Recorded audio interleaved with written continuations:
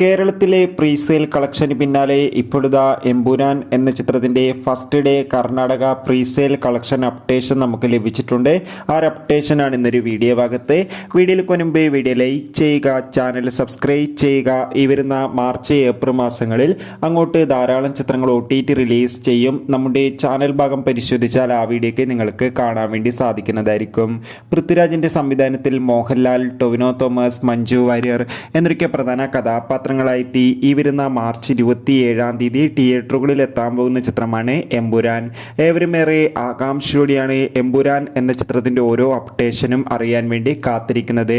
ചിത്രത്തിന് അതിഗംഭീരമായ ബുക്കിംഗ് ആണ് ഇപ്പോൾ കർണാടകയിൽ നടക്കുന്നത്. ഇപ്പോൾ ചിത്രത്തിൻ്റെ പ്രീസെയിലൂടെ മാത്രം കർണാടകയിൽ നിന്ന് ഏകദേശം 1.5 കോടിക്ക് അടുത്ത് വരെ കളക്ഷൻ നേടുവാൻ വേണ്ടി സാധിച്ചിട്ടുണ്ട്. എന്തായാലും കാത്തിരിക്കാം കൂടുതൽ അപ്ഡേഷൻ അറിയാൻ വേണ്ടി.